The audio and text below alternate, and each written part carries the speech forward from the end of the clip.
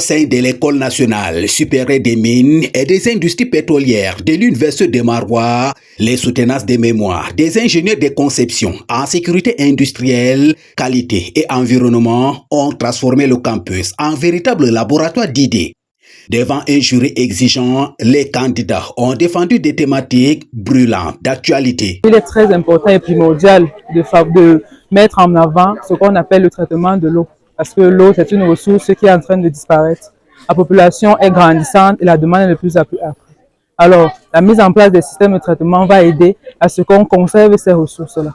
Je suis juste satisfait d'avoir pu terminer avec mes études qui portaient sur l'évaluation et la gestion des risques industriels.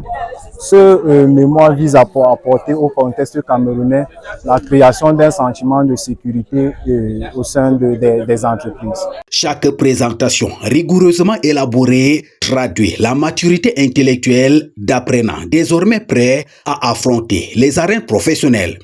Comme un rite de passage, ces soutenances donnent aux jeunes ingénieurs la certitude d'avoir franchi un seuil décisif de leur parcours professionnel. Satisfait de ma présentation, j'ai travaillé sur la réduction des non-conformités.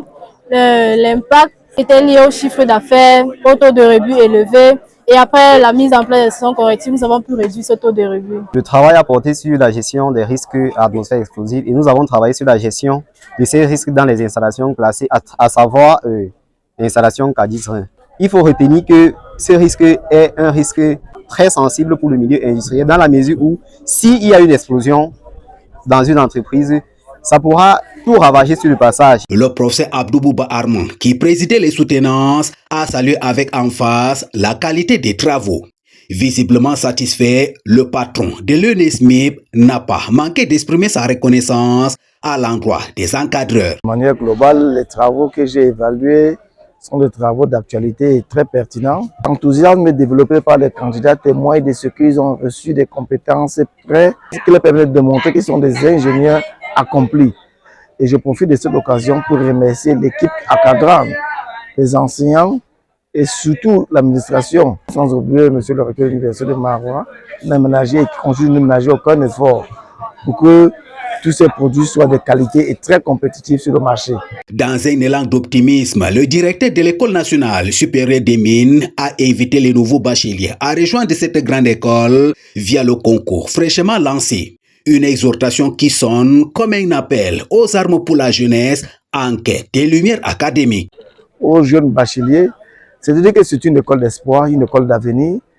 J'ai présidé 4 jurys ce matin. Sur les 4, 3 ont obtenu déjà les contrats pré-emploi. Cela témoigne de ce qu'il y a de la qualité, il y a de la matière.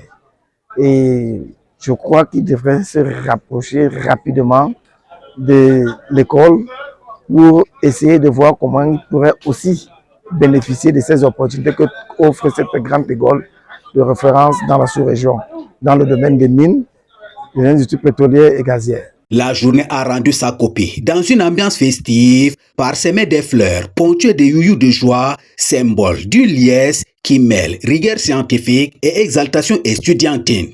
À l'École nationale supérieure des mines et des industries pétrolières de l'Université de Maroua Kaélé, la science a parlé et son écho retentit comme une promesse d'avenir, celle d'une génération d'ingénieurs façonnant un monde plus sûr, plus juste et plus durable.